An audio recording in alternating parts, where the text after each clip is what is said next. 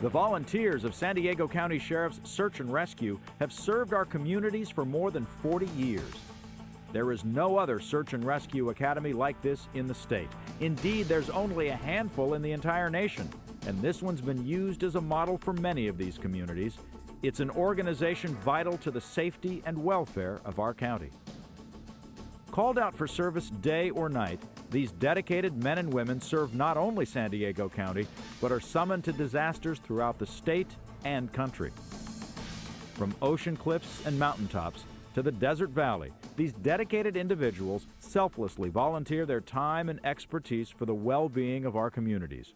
These men and women spend countless hours in training, not only during the academy, but throughout the year in order to keep their skills at the ready. Any moment, they may be called for service. Thank you all for coming out. There was a little girl that was playing with some friends around here at the high school last night, and she basically didn't come back with her friends. Her parents found out, came out here, started looking for her. They couldn't find anything and called local law enforcement. The person we're looking for is Jeanette DeWeird. She's got brown hair, brown eyes. She's a white female. She's only 57 inches tall and 61 pounds. She's 10 years old, and you can call her out Jeanette. She should respond according to the parents. She was last seen wearing a green top with black pants and brown boots. She does not have any water or food with her, so, you know, this is kind of a serious situation. It's a team effort to conduct any search. From command center to the technical and mounted units, each team prepares for action. All units play an integral part in the search effort.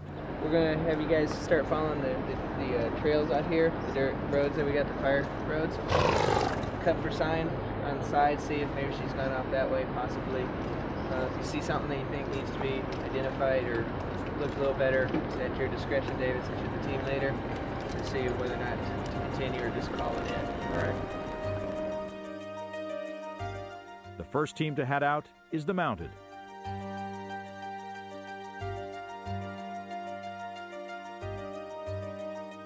Finding track, the unit radios in the location and continues the search effort. We called her. Okay. Santee Command, Team 2 mounted.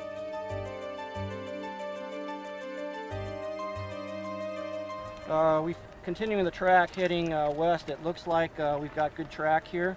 I would suggest moving all teams in the westerly direction. We're currently up by the large boulder outcropping, and we're going to continue our track west. The information received from each team is then logged onto the map.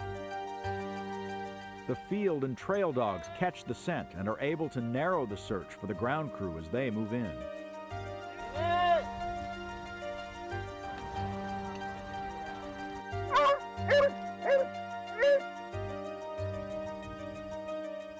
Team 5, go ahead.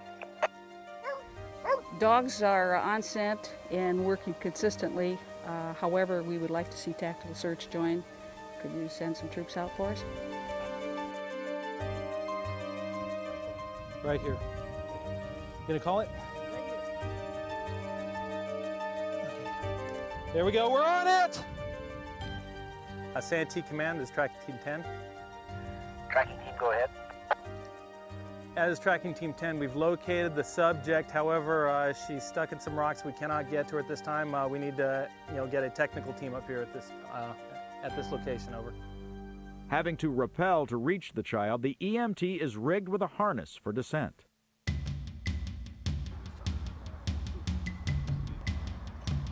In the L, lower slow. Lower. Stop. Keep lowering. Give me a little bit of slack, please. Slack, please. Off belay. Off belay. Off rope. Can you send me down my medical bag? The EMT assesses the child for any critical injuries. Hi, honey, you okay? What's wrong? What happened? My leg. Your leg hurts? Okay. Hi, my name's Pat. I'm an EMT. Is it okay if I treat you? Yeah? Okay, cool. I'm gonna need Stokes and webbing. I've been here all night. You've been here all night, so you're kind of hungry, huh? Well, I'm gonna take a look at getting you something to eat really quick. But Let me check a few things first, okay? How about here? When I push down, does it hurt at all? Okay. And we already know that that hurts a little bit. I'm going to take a look at your feet right quick, okay, hon? Yeah, I need a bag of webbings. Meantime, the other team members prepare the litter basket so it can be lowered. Okay. Litter's coming down. I got two 20s, two steel lockers, and a 12. Okay. I'm going to send a helmet down for the victim. The EMT prepares rigging for the basket and stabilizes the child's injuries so she can be safely transported.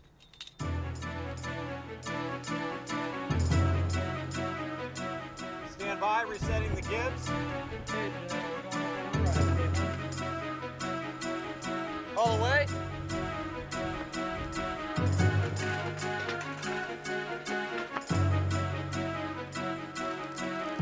Stop.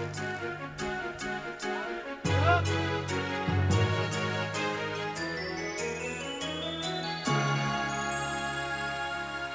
1, 2, 3. The rescued child is safely carried to the waiting ambulance. A debriefing is always conducted after every exercise. Each team has an opportunity to learn what worked well and what they might need to improve for the next mission.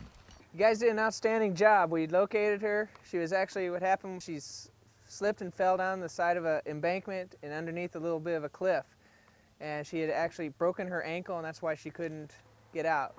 Thank you for the team that found you and everyone else, because we all kept seeing sign, we kept cutting for it and doing a good job.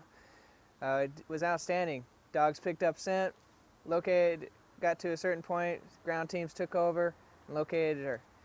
You guys did an outstanding job. All right. All right, good. Thank you. Thank you very much. These volunteers make it sound and look so routine, but it takes hours of instruction, dedication, and execution to become a mission-ready volunteer. All search and rescue volunteers must first attend the training academy. The success in completing their training depends on the support of their family and friends. It's really an honor to have people that want to come into this job and help save somebody's life. And to have, people can't do this without having the support of their family, and it's a big commitment. So for you to support your family member in their endeavor to complete our academy and to work with us in the Sheriff's Department, we'd really like to thank you. Between the horse and the academy and the, working, my house is a mess. I've given up until the end of April. The bed doesn't get made, so then I'll probably get a life again. Starting with classroom study, they then progress to various field exercises. Each volunteer must pass the diverse segments of the training, more than 300 hours, in order to become a certified search and rescue volunteer. Some of the training involves first aid and CPR instruction. There are mass disaster aid and urban techniques. Often, the field exercises involve precision and a little danger, such as helicopter hot landings or experiencing the sensation of rappelling, along with the exhilaration and camaraderie of an exercise well done. Who are these dedicated individuals who spend hours away from family, not to mention spending their own money to help make our communities a safer place? Let's meet Craig Haddix, joining the Canine Unit, and his son, Derek. I'm real excited about the academy, what I've learned so far, and what we're going to learn. There's a lot of really good training things I've always thought about learning, and it's all free. The only trade-off is it does take a lot of your time. It's almost every weekend and 2 days a week. Out of all the units, canine training probably takes the most time. It's almost when the training starts, it's almost every weekend, along with at home on your own 2 to 4 times a week in addition. It's really cool to see, like when he comes home or when I go out and do training and stuff with him, like just the short little stuff, we go out to the park, do some runaways or something. It's really cool to see. When we first got him, he's this wild, crazy dog, can't really do anything you tell him to do, and then now he goes through this whole pattern of things, like a whole system of things to do. And it's really cool to see how he matured and, how smart he is, It's very helpful in the when we were learning the knots in the technical search, because I've always had a fear of heights and never wanted anything to do with rope climbing at all. But by learning these knots, and I like knots, I use them a lot in a lot of my hobby about outdoor survival, and these knots are very secure. You know, I know how to tie into a line now and help carry a litter up or down a hill or get up and down a steep incline safely. And if necessary, I could do a rappel. And it was extremely helpful learning about tying an injured person in a litter so that they aren't going to be moved, they won't slip out, and they'll be as comfortable as possible, because it can at times, you may have to haul them and carry them out a mile, half a mile over uneven obstacles, rocks, bushes, and up and down little gullies. And that learning how to, if you have enough people, how to carry them and then switch positions, and as you move to the front to peel off, go to the back of the line and do it again so you don't get tired. 1, 2, 3. Being part of the K-9 unit involves twice the training. Both handler and dog must complete specialized training to work as part of the K-9 unit. Oh, this is like excellent training. I mean, and all the people, all the people who are doing the training are really good. Not all dogs are adaptable to search and rescue. The dog must be enthusiastic and like to play. Had no problem with the play drive. You got to have play drive, which means if they throw a ball, he'll chase it. He'll do anything to get a toy or play with a toy, because that's the motivation for training. The whole motivation when you go out and training is that he's going to get to play with a toy. That's why he finds people. He doesn't care about the people. He wants the toy. So he has that, but he also has to be friendly, because if he's not friendly or if he's afraid of people, when he finds somebody, he may not tell you. And he's just at the beginner runaway stage. It's pretty simple. You want to get that basic, go in, find him, come back and tell you, and bring you in. And that's done real short and simple. The basic training starts with obedience and a search for his favorite toy. Derek would run 100 feet away and hide behind a bush while I'm holding Max, and I tell Max, go find. Runs out to Derek, finds him, he runs back to me, and he'll bark. That means he found him, and then he runs back to him, and I follow him in. When I get there, Derek gives me the toy, and then we play for about 5 minutes with the toy, and praising him up and, you know, getting all excited. That's why he will go out and find, and eventually that's why he will work for 3-4 hours looking for somebody. Is that motivation that we built at the beginning of what we're doing right now. Eventually, Max will be able to go out and do searches and maybe find somebody, or at least if he doesn't find somebody, we'll know that they're not where he searched, and that's just as important. Another important team is the mounted unit. Cheryl McCabe and her horse Cowboy are working on their training as well. Cowboy is a 9-year-old registered quarter horse, done gelding. Horses are a great asset to search and rescue. You can use them for speed, you can use them for power, but they're also 1,000 pounds at least of animal, and if they're not well trained and you're not really in control of that animal, it can be actually more dangerous than if you're on your feet by a long shot. There are various reasons why these selfless individuals volunteer their time. I ran through search and rescue, and then I thought that was actually better than just the posse, because of the fact that I could actually search, help, and maybe even use my license as a nurse and combine the whole thing into one big package. Some evenings are maybe not the most exciting when you have to go over policies and procedures, but those are the things you need to do. And then the other evenings and the other afternoons and mornings sometimes more than make up for those policy meetings. Always stand with your body to the side if you can. keep a nice stance. You don't want to be too close with the saw. You don't want to be overreaching with the saw. You always want to be with a nice, solid, good stance to the side. As we all know, once you get out in an exciting situation, if you don't have rules and you don't know what the procedures are, it's real easy to make mistakes. And that's what we're all about, is not making those mistakes. That's why we have these practice sessions. That's why we have the testing. That's why we have hands-on. Just pull me, all right? Me, all right? Oh. Stop! Hold, team! Stop! When you need to stop, you got to say stop. On the other side of a hill, up on a cliff, in the dark, your edge man is your control of your system. So if you need to stop, you need to reset, somebody calls down, you got to let us know to stop. But when you have a horse that's working in a mounted situation with a mounted posse or the search and rescue or something like that, you expose your horse to so much more. You're looking at a horse that's going to be able to handle traffic, that can be able to handle balloons, flags, kids. So, this is a plastic bag.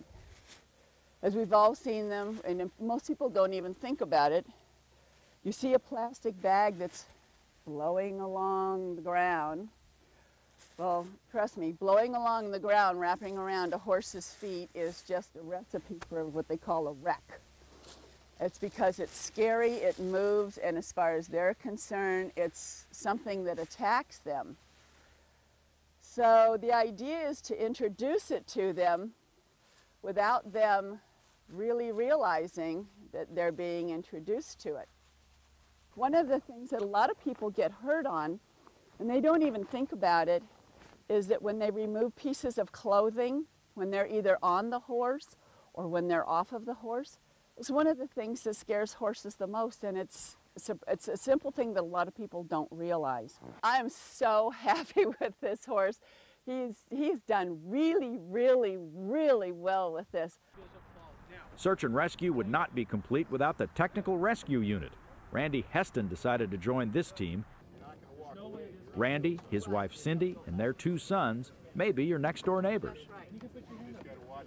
I had always been interested in law enforcement aspects and the ability to get outside and do something with it, and then coupled with the fact that search and rescue has the ability to help people that are either injured or lost or whatever. But I didn't know anything about San Diego Sheriff Search and Rescue until a friend of ours here in the neighborhood, he's a sergeant with the Search and Rescue Canine Unit. And he got me introduced to the Search and Rescue organization, and then I applied, and now I'm glad that I'm going through the training because I'm learning a lot of things for the field, be able to do searching techniques, man tracking, in the tech rescue area, learning how to do a lot of rope rescue, where you got low angle and high angle rescue from within the county, so it's been a lot of fun. Well, I found the orientation very interesting. I didn't realize before orientation the amount of time that Randy was going to put into the program. So it's a big commitment for our family, and while he's in training, I'm having to take care of the kids and the extra responsibility, but I'm really proud of him, and I'm glad he's doing it. And we have about 4,500 people, members of the department, and about 800 of them are volunteers. And the vast majority of those volunteer units, and even the majority of the volunteers, know the exact day and the exact time when they're going to report for duty next. The one exception is the search and rescue unit. They're always waiting for the bell to ring. In fact, it can go off right now. Before you even start the academy, actually the first day is we do an 8-mile hike to number one, see what level of condition that we're in to be able to progress through the academy. As we go through the academy, we're continually adding to our equipment requirements that we have to provide as being volunteers.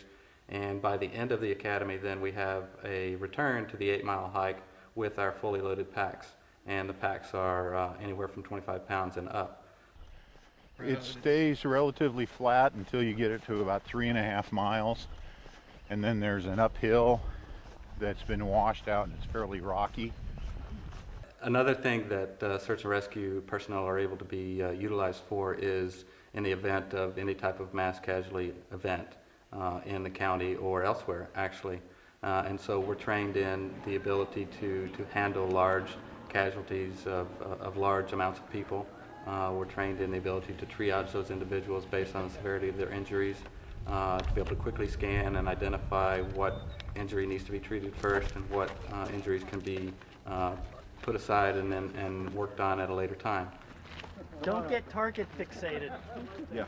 Don't just focus on what you see immediately in front of you. Start looking around at all times. We're also able to go through, in the event of, say, an earthquake or some other type of large-scale disaster, and do searches within those collapsed buildings or those types of things. If we find individuals that are lodged underneath large capsized or turned over rocks or slabs of concrete, then we're able to get those individuals out by applying techniques that we've learned here in the Academy on how to do certain cribbing techniques, raising large, weighty pieces of concrete or rocks or anything of that nature. Okay, Brendan, you're the team leader. Where's 2 people to work the bars? Okay, if you haven't done bars yet, you 2 are on bars. Okay. Everyone is required to go through some type of rudimentary rappelling techniques, and I think it's a good stepping stone for me because I've chosen the tech rescue unit where we do a lot of rope rescue and we apply a lot of those techniques just to get to individuals that may have been or fallen off a rock or a cliff or something of that nature. And so it's interesting to be able to apply and learn that technique within the Academy, which is what we've done, where it's a controlled environment and people are able to address their fears of the height or of the lack of control, if you will, and then actually go over the side and do the rappelling. And it's a lot of fun, too. You got it. You can do it. Keep your legs straight and just let yourself I know. Just let the rope out slowly. There you go. Slowly. You got it.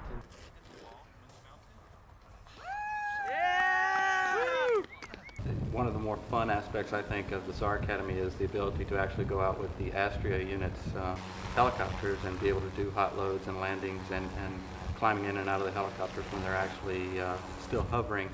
And a hot load is described where the helicopter is actually running and it's hovering in a position next to the side of a hill. And us Academy members were then trained on how to get in and out of that helicopter while it was still in a hover position. And we would go to various stages within the canyon that we were working at and take these hot loads in and out. It was quite a bit of fun and exciting as well. The volunteers of search and rescue must purchase their own equipment and maintain that equipment so they're ready at a moment's notice. So what I have here is a lot of our equipment that we're required to provide ourselves with during SAR. Typically we all have a field pack which is capable of carrying 25 pounds plus of all of our gear. We have a number of things that we're required to carry just in general as SAR volunteers. Gloves are important for any of the rope work that we need. Not only does the technical rescue, but everyone is required to have gloves. Additionally, within technical rescue, a helmet for any type of rock work that we're doing. And an important ingredient to the helmet is obviously to have some type of headlamp where we can see at nighttime.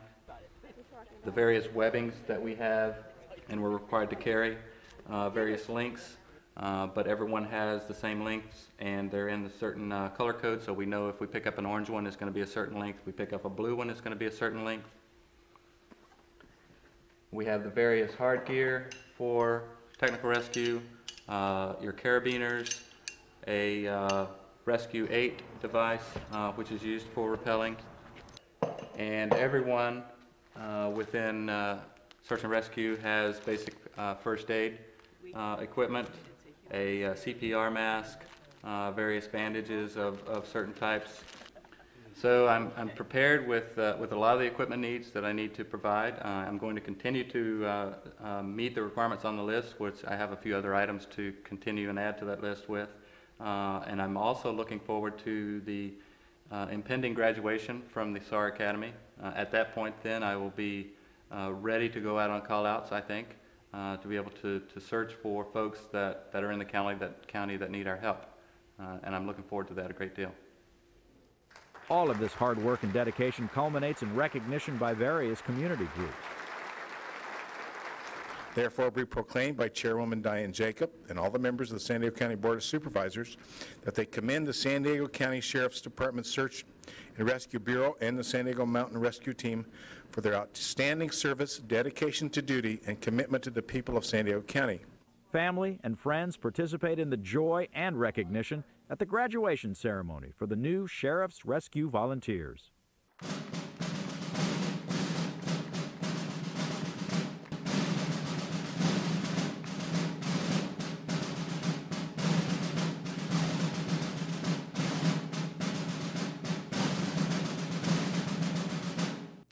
On behalf of the Sheriff and the men and women of the Sheriff's Department, I want to congratulate you on your accomplishments.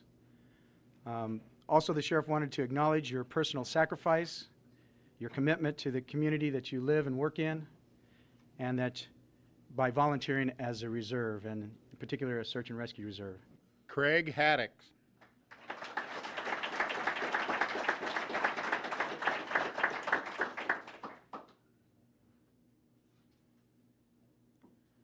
Randy Heston.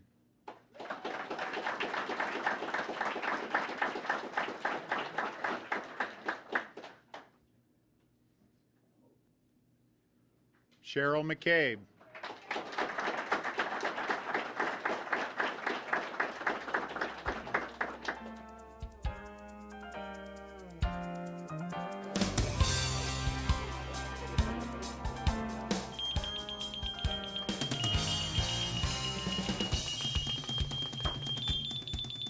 Volunteers to the rescue once again.